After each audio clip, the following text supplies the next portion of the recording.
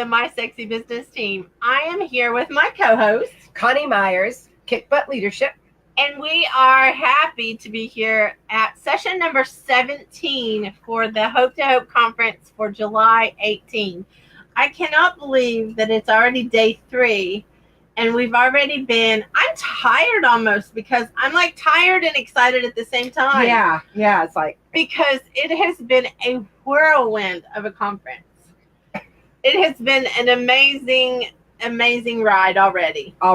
Yeah. and like we've always say, the people the incredible people show up, and the good news is we get better each time. Yes, the good news is we get better each time. That's the thing. Well, I have to tell you a little short story about our next guest that I think is actually pretty funny because, I love my princess friends. Everybody that knows me knows that is one of the highest values in my life is the people that I am surrounded by, because they are what makes me like really successful. It is the people that I'm surrounded by. And I met the next guest. I met her in San Diego. We had some really amazing conversations. And I just knew that she was going to be in my life forever. That was just, I just knew it. I just assumed it. I just, took that for granted, really. And lo and behold, I didn't hear from her for a very long time. And I saw this, fast forward, I saw this lady doing an interview that Miss Coni knew. And I was like, I know her.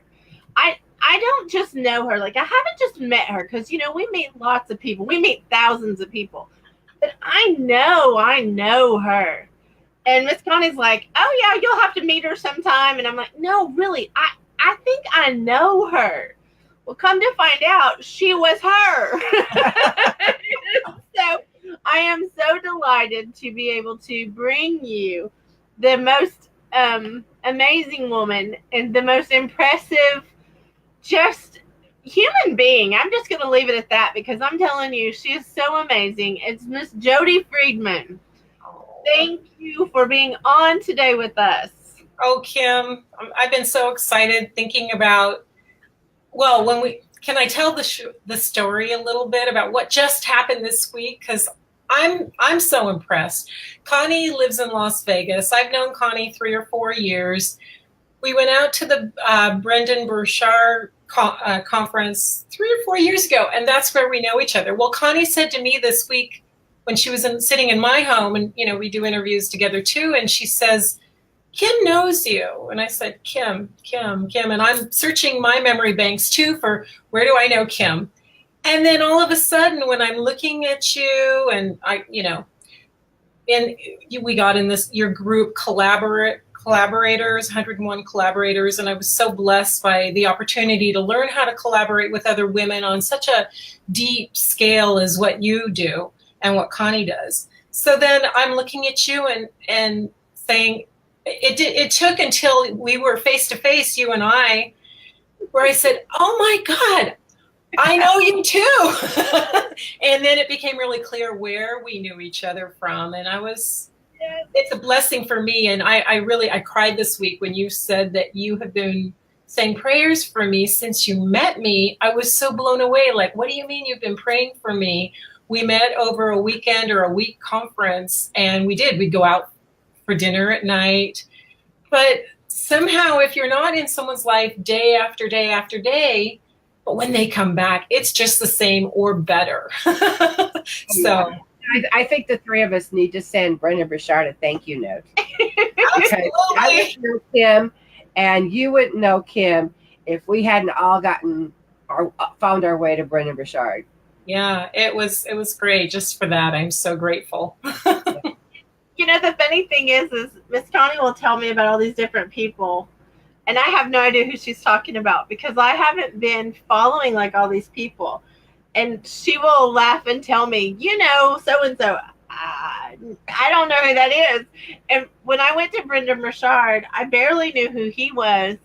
And that was the second conference I had ever been to, like ever. And so, which makes me laugh even more because it's like, it was so impactful. I think I should go all the time, you know? That's where you find your people. A bunch of people. I was just amazed at the connections that I made there and stuff. But it's funny to me that I had no idea. So I do feel like I should just call Brendan up and tell him thank you. Yeah. Imagine if you went to Tony Robbins, what would happen to you? And see, that's another one. Miss Connie just laughs all the time at me. I've never heard Tony speak. I didn't even really know who he was when she would tell me stuff. That sounds like what Tony Robbins says. And I'm like, who's that? So I guess I've been like kept in the dark, over in my own little world. You're in the right world. I love it. I've had my head down. That's what I tell her. I've had my head down working. I didn't realize that there was this whole other world out there that existed. Well, sometimes you need to do that. You need to just kind of make things work in your own life. And then when it's the right time and you kind of come out again, and then the world is ready for you, just like what happened with us. I was ready for you now. If you would have approached me a year or two ago while you were building this, I don't think the timing would have been right, but it was exactly right last week. Oh my goodness, yes. And the thing is, I want to say I didn't really give you a good introduction because I told our story, but it was perfect. Oh yeah, tell them who I am. Well, but you are so amazing because you are, and you have to help me with all this because I'm a princess, so I don't have to know these big words. It's like you are neuro-linguistic programming certified. Is that right? That's pretty good. Neuro-linguistic programming is it stands for NLP stands for neuro-linguistic programming. I'm a master coach and practitioner. I do I'll do it. Timeline therapy, hypnotherapy. My first love is I'm a Reiki master. I've been doing that over 20 years. I kind of feel like back in the day, nobody knew what Reiki was. And so I carried all my Reiki books like upside down so I wouldn't get locked up. But today, thanks to Dr. Oz, we're out. I love it. I love it. And I'm a meditation specialist too, which I've got some exciting things going on that I'm about to launch in a week or so. I've been doing meditations for 4 or 5 years as a healing facilitator in Las Vegas. For real estate companies, which is my past life, 35 years in real estate, no longer a realtor. I have a partner who I give all my leads to, and he closes business for me month after month, and I just give him leads. So I still have my big toe in that field. And I've got a movie coming up that I'm going to be in, Becoming the Keys. It's in production this year in January 2019. That hits, and that's with Danny and Brinkley, Don Miguel Ruiz of the Four Agreements, and Joe Vitale just signed. And I got to go out to the house in Boulder City where the filming takes place and hang out with Joe Vitale last month. And the funny thing is, better than that. What's that? How does it get better than that? It is better than that. I don't know. Gabby Bernstein also would love to have her. I'm doing a 40-day meditation with Gabby Bernstein's book, May Cause Miracles, in my 40-day meditation challenge. So you said, how would it get better than that? Let's maybe she'll come on as well. There you go. There you go. Also, she just came back from India. And how long were you there, Jodi? I was in India for 3 weeks, Connie. We went up to an ashram in the Himalayan mountains, Babaji's ashram. And oh my God. So let me just, can I do a shameless plug for just a second? Can I? Oh my God. Not selling or recruiting. No, I just want to show you. This is what I looked like last year.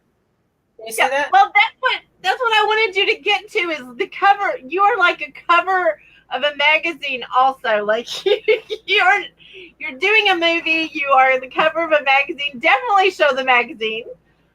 And the reason I brought it up now is because when I was on the ashram, and I wasn't going to do it because I knew I had to reshoot for the movie. It's coming up in September. And in March, this head was bald. I shaved my head up in India, as part of the Divine Mother 9-day, it's called a 9-day Navaratri festival. And I knew it was a possibility, but I knew I had to do the film. So now I'm figuring out how to make my hair look like I did last year when I filmed, and I just have to reshoot it in September. So we're figuring out, how do we do this without, like, I could buy a wig, but like, I don't want to. So yeah, this was like a baby's butt, like 4 months ago. And I finally have a little hair growth, and I'm not going to grow it as long as in the picture, but or as long as your hair is, Kim, but I do miss my hair. And it was a spiritual letting go of everything I consider what makes me feminine. And then when I let it go, I found out, no, there's a lot more inside. It's been a real purification process for me. Show the cover again. I want to make sure everybody knows. And you've been is it the Las Vegas Woman of the Year? It's Las Vegas Woman magazine. I wrote a 4 or 5 page article about changing careers in my 50s. I went from full-time real estate for 33 years, where that was how I made my living. But in the last 5 years, I had my own healing business, as well as for 2 years, I worked for Ganesha Center in Las Vegas, the most beautiful 6,000 square feet. It's healing center. It's no longer, but that was my first love, was to be a part of that as a Reiki master. And then I opened Intentional Healings, my own healing center, small place, but it housed a lot of healers that came through. It was wonderful. And then 2 years ago, I closed that up, and now I'm reinventing myself online, going global, just figuring it out one day at a time. The information comes to me, and then I've learned to quit controlling and just step into it, which is hard for a controller. But that's my latest and greatest that I've learned by, just letting go of attachments. It's been fabulous. Awesome. And people show up when they're supposed to. Like you. Yes, they do. More and more people are coming into my world. And what I found is, Kim, when I try to control it, nobody shows up. When I'm thinking, oh, this one here, that one there. No, I learned out last night. I was at a Sisters in Leadership group. We get together once a month, and my friend Chrissy works in human design, and showed me that I'm a projector, and I'm not even supposed to work. What I came to the earth to do in my lifetime, my life's purpose, is just to share information. And I didn't know that. I have been trying so hard to work instead of just, being who I am and sharing. And I got this huge aha last night that, just share what I love and what I'm passionate about. And everybody will, like you said, build it, and they will come, and that's it. It's easier than I ever imagined it to be. Yeah. I think that's a really, really important point, Jodi. So many of us think that we have to go out there and we have to push. Yeah. When in reality, if we have a clear vision of what it is we want to have, it will show up, and it'll show up exactly when it's supposed to. Some people think, okay, well, this has got to be done, right now, or this is my goal for next year. Well, it may show up next year, or it may show up the following year. It may show up in a couple of days. Right. But we have to, I was just listening to a meditation this morning. You have to visualize it and be a part of it and do what comes to you that you need to do. But you just need to be. So that's exactly what you're describing. Well, that's the plan. It's be, do, have, Connie. And I teach that in my vision board classes. We used to think it's have. When I have this, I'll do it, and then I'll be whoever I want. But no, the right formula is be. Be all that you are. You do some action steps, and then you're going to have what you want. Hi, puppy. What a cutie. I'm so sorry. He hears something outside, and he's just having a fit. Come here, Rufus. Come Sorry here. about Come here. He's our third co-host. Come here. Come here. I am so sorry. He wanted to be part of the show. He's a hot mess, just like we we are, so he fits. That's great. I love it. Something you said, I do want to say this out loud though, because I think that there is a misconception in the build it and they will come. Oh, you do? Okay. That you're doing differently than what that actually looks like. Is that you have been listening to what people are needing also. Because a lot of people will build something that nobody wants. And so when you say build it and they will come, I just always want to correct that, because there's a lot of people that have failed at their business because they've built something from not listening to who they're serving. They're not creating something that is actually what the people are wanting. And so there is a difference, and I do think you're doing it the right way. I just don't want anybody watching to be confused by that, because I'm so sorry. He's running the show. Doesn't want anybody confused by that either. Rufus, come here. I am so sorry. He is a mess.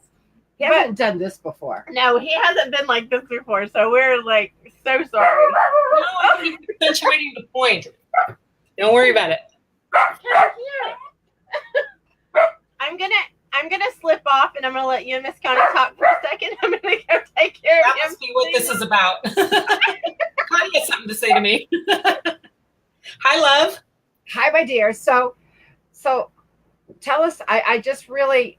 You've been through an awful lot, and you've done an awful lot of things in your life.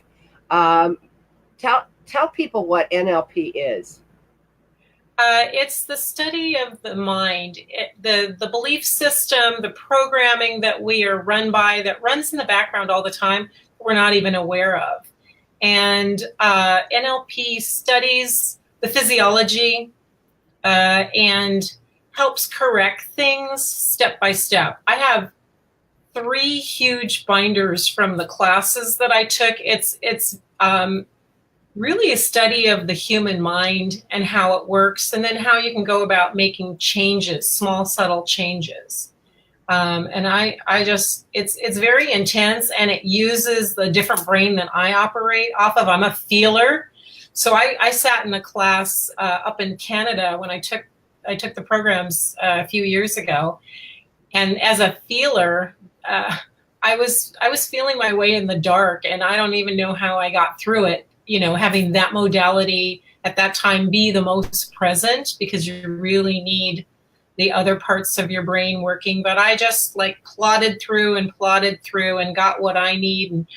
And I would say the majority of the leaders in the world, they understand and they've taken NLP, because it shows you how to command from the stage, and how to be a leader, and how to create, really using all the senses. So that's I guess my short version of NLP.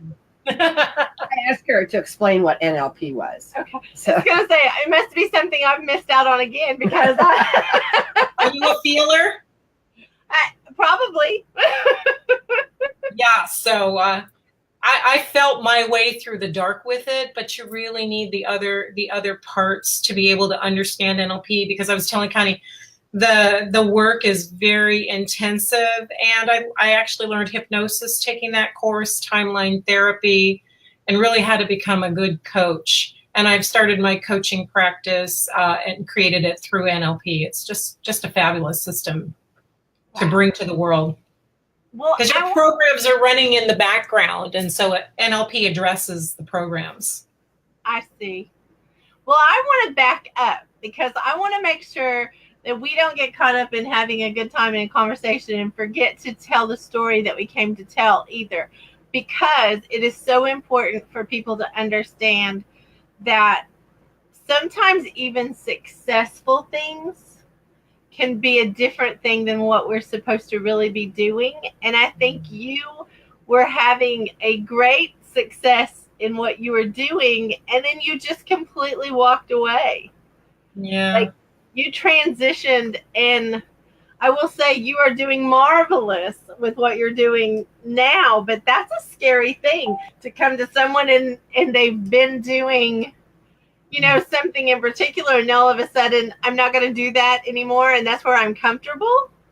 Well, especially in real estate in Las Vegas. So I've been through well, for the first maybe 15, 20 years, and I had my own brokerage for 9 years. I'm a real estate broker salesman. So I was a broker for a small little company. And, I didn't really want to manage my company. And then I became a manager for the top Century 21 company in Las Vegas during the boom. I was a director of agent training for 800 agents and 8 offices, and I created their education program. I'm also backing up. In the 80s, I was a special education teacher. So here's what I believe about that, Kim, and why I was able to do that. And I know what you're saying, but for me, it was like it had to happen. And it was scary. It was very scary. I went through a lot of letting go during those years too. But I believe that the universe sets you up to win. And so being an entrepreneur for all these years, really, I have all the skills that I need to be successful in healing. And that's the one thing that I found in our healing community is that if they were, let's say, a healer, there's a lot of people that I know that are like natural born healers. And if they didn't come from any type of entrepreneurial or they didn't work in that background, some of them I noticed have a little bit of a problem, like how do I create business? So I have a Reiki Master Retreat that myself and a partner are putting together. It'll be our 3rd one. We're going up to St. George, Utah, beautiful St. George, in October. And I'm going to make sure that the business part of it and teaching them how to go about it step by step, it's so important. I think that that's where there can be more failure. To go from, being a teacher to being a realtor. So I had I had the people skills, of course. I had the knowingness of there are a lot of variables that are out of our control. And then when I learned Reiki and learned the symbols, what I did is I just put the Reiki symbols into all my real estate files. So I kind of combined my knowledge, and doing that created like a 98% closing rate for me. I was even hired to go into other real estate offices and do Reiki on all of their files. And it's just amazing. It's like bringing the spiritual to the physical world. And that's what I do best. And so for me, it was scary because what was wrapped up in that for me was my identity of what really my family and friends would think of me when I went from point A to what looked like point, I don't know. They didn't even get it, And I don't blame them because for a while I had a hard time explaining it. And I was concerned about people thinking it's woo-woo. And now we just joke about woo-woo. Okay, yeah, well, we are playing in a field of bringing heaven to earth is what it is. And a lot of people who are very analytical, they don't understand that. But I'm learning to create the language for myself to be able to share that with people. So it really demystifies what am I talking about and level the playing, the playing level. I want to address that because that's one of the funny things that I do with Miss Connie all the time, because she'll get to talking about stuff and I will tell her, it sounds like, something kooky. You're going to have to use different words for the people that don't understand, because it's great when you're in the circle with people who do understand that you can have those conversations. But if you really want to impact people, you have to learn to speak the language that they understand. And for me in particular, you have to learn to speak princess. It has to be simple. It has to be something I really understand, because otherwise, to me, it is that, that thing of, I pull back because when she first started talking about like mindfulness, I'm thinking she's doing something that's like kooky, and that's my word, but I mean, I'm thinking she's doing something kooky, and I'm thinking, why are you doing this like kooky thing when I know you? Like, I know that you're like, like I am, and so now why are you adding this kooky thing in here? And when Well- she explained it, I mean, that's the thing. So I just want anyone who's listening to know that if you're not understanding all this stuff either, it's perfectly fine. That's what I'm excited about you doing what you're doing is you're not trying to do something kooky. You're trying to help people like live a better life and have a better, a better existence here. I mean, a thriving life. And you're just using words that we have to either learn or you have to learn our language so that we can communicate because it is and it's scary. It's scary to think of. That's exactly why I came up with the word kick butt, because my classes, my leadership stuff is all about mindfulness meeting vision, opportunity, engagement. When I use the word mindfulness, people were like, ooh, and they pull back. Mm-hmm. Or if I use the word kick butt, they're like, okay, what's this all about? Mm-hmm. I mean, it is truly, and I'm Jodi, you and I have had this conversation. It's hard to get people to buy into things that it would really help them in their lives if they stumble over the words. And it's unfortunate, but I think it's just like speaking a foreign language. And that's why I wanted to stop, for a minute and just say that. It's like speaking a foreign language to someone. If you went in somewhere and you were speaking a foreign language to them, they wouldn't understand you. And even though it's English, Right. it's still a foreign language because we don't know the verbiage. It's like dropping me in the middle of like medical things. I might be able to know if you said I had a cold, but if you start using big words, I'm going to have a lot harder time even having any idea what you're talking about. Mm-hmm. I feel like this is the It same. really is simplifying the language because, yes, in the healing community, I guess we do have our own language, but if you can't make it practical for everybody, and what's happening is there's so much awakening going on where a lot of people didn't have any reason or didn't see a need to really look at the spiritual side. And I think the way things have gone and the way life is opening up, there's so much light on the planet. People are awakening, and we have to help them with the language and understand that spirituality does not have to be something that's fearful. And sometimes, like I was just having a conversation the other day where somebody told me, when she was a young girl, she laid her hands on somebody.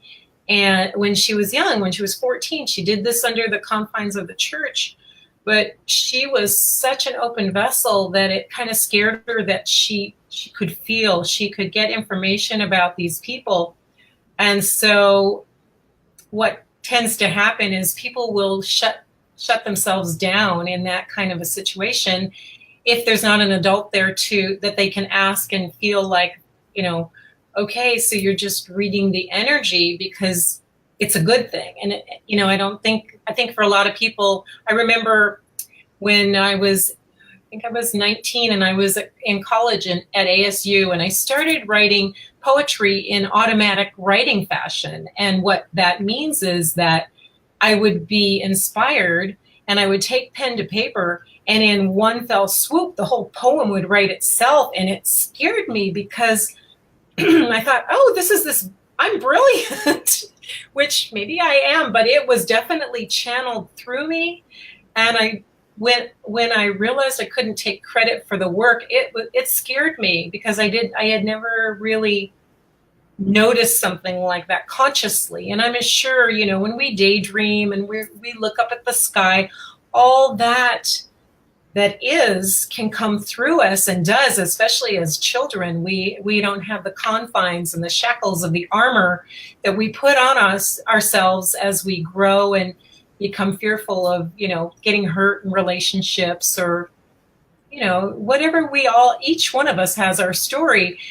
This is so beautiful to be able to language what's happening on, if you think about it, when you look at me, I'm dense, I'm a human being. But if you look around me, look at the space right here, this is living, breathing space And what I do as a healing facilitator, and I'm an empath as well, I connect to everything. So sometimes it feels like I'm a raw nerve turned inside out. If there's like at Brenda Burchard, I told you I had to leave that because that was so much energy blasting me. But right here in this space, this is where I do meditation from, and I feel it's expansive. And then I can bring in that spiritual side. I make that connection vertically and just pull in love and joy. I can't wait till you get to experience my meditation. Are we going to do that today? Actually, I think we probably need to get close to that. Or Yeah, I was gonna say it's almost like we're actually at the time for cutoff, so we need to like decide. And I'm ready to do 2 minutes. Tell me how much time I have. yeah, if you can do 2 minutes, we can still stay within the parameters of time. Okay, I felt it. I want to put my little spin on something too, because I am a Jesus follower. I'll just say that, and I want to say that whenever I connect with someone, I know that the one who created me, when God lives in me, He gives me clues to other things, and I feel like that is another way of saying what you're saying.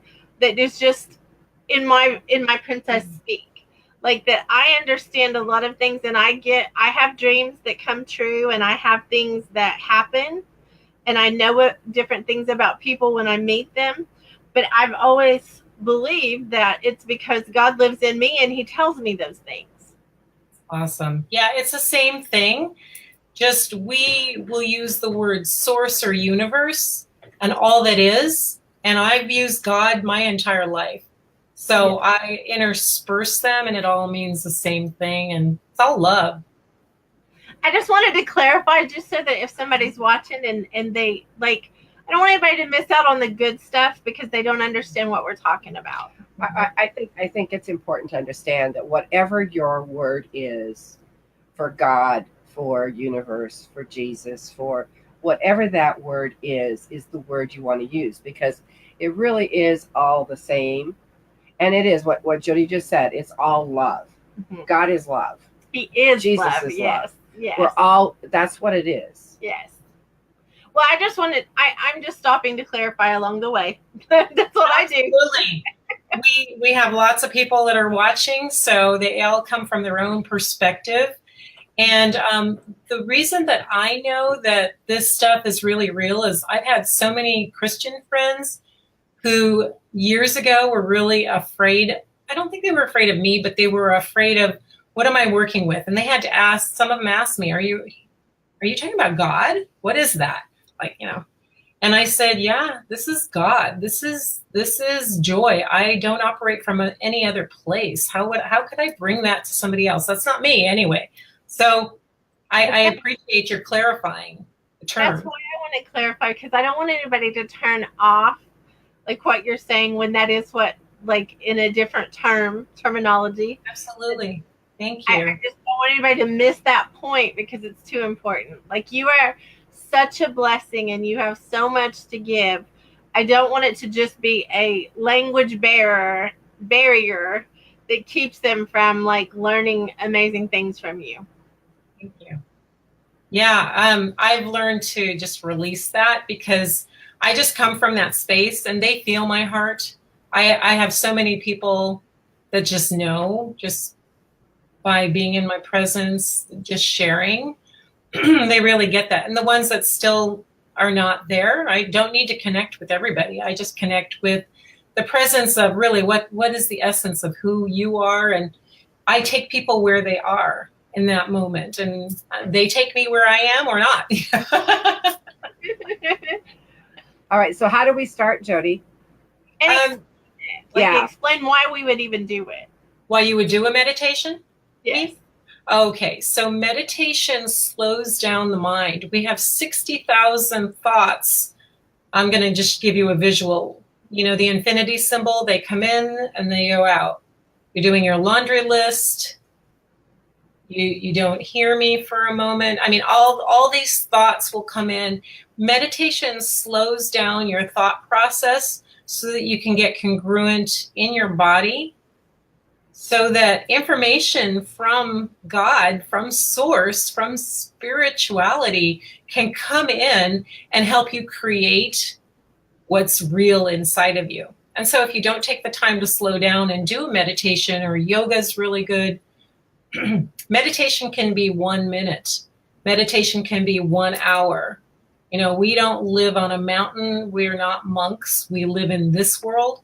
And if anything, human beings that are rushing around need to stop and make it a consistent practice. So that's why meditate. I always say, meditate, don't medicate. I love it. So if you're ready, I'll just do, is it okay? Do I have your permission? Yes. We're out of time, so if you can do like 2 minutes.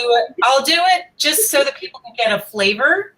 Yes. And then maybe I'll interview you, but we'll do a little bit longer time, because this is what I do, and I love to share. Thank you for letting me go over.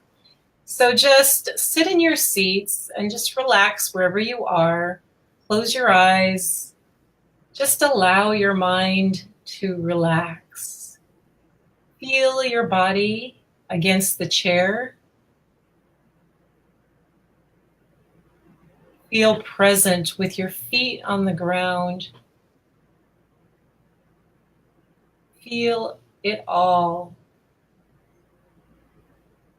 And as your body melts, you allow in the perception of love, the knowingness of love, the guidance of love. You can create from this space.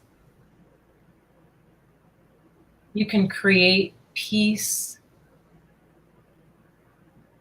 You can create success in health, relationships, business,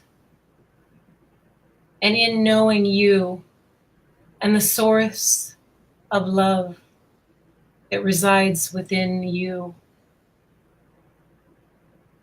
And as you open your heart, receive this blessing. I am love. I am prosperity. I receive peace.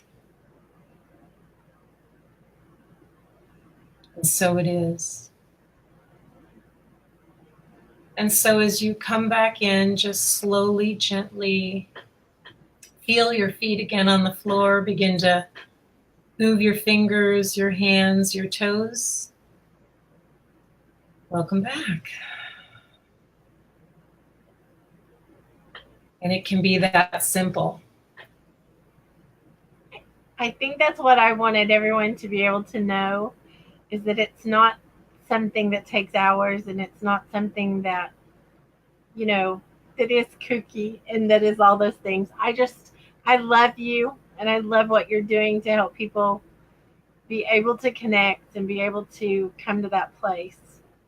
Absolutely. Thank you. I'm so honored that you allowed me to share that. My goal this year is 1,000 people that get to witness at the same time, witness one of my meditations. I can do an hour meditation, but you've allowed me to have as many people that are watching this. That just feels really good. You've collaborated with me, and I really appreciate both of you, and I love you so much. We love you too, my dear. And I will tell you, you probably just met your goal as far as how many people were like on and stuff. We are somewhere, well, we don't really want to tell, but we are into the tens of thousands. Wow. So far on the call. Well, I guess I have to get another goal then. I just wanted you to know that, because this is our biggest conference so far, like numbers wise at this point. Like it's not even finished, but this is the farthest and the biggest we've been so far in any of the conferences. So, and wow. we were getting close to 40,000. So, congratulations, ladies! That is so beautiful. Yeah, we're pretty excited. I Yes. hate to tell numbers because I don't want it to be like about the numbers, but Yeah, it's not about the numbers. It's just about reaching people that are ready to be reached. yes. Absolutely. Yes. Absolutely. That's what it's all about. So thank you so much, Miss Jodi. I love you and I appreciate you so much. Thank I you. love you too, my dear. I'll see you soon. Thank you, Connie. Coffee in Las Vegas, okay? Okay, I'll fly in. Okay. So you are? I am Coni Meyers with Kick Butt Leadership. And I'm Kim White with the My Sexy Business Team. We are here at the Hope to Hope Conference. We will be back at 1:30 Central Standard Time for our next session. You won't want to miss it. It's with Angela Stillwell. And wowie, what a great session this was. So Absolutely. this whole conference has been amazing. Thank you for joining us. Thank you for watching. Thank you for engaging with us. And we will see you in the next session.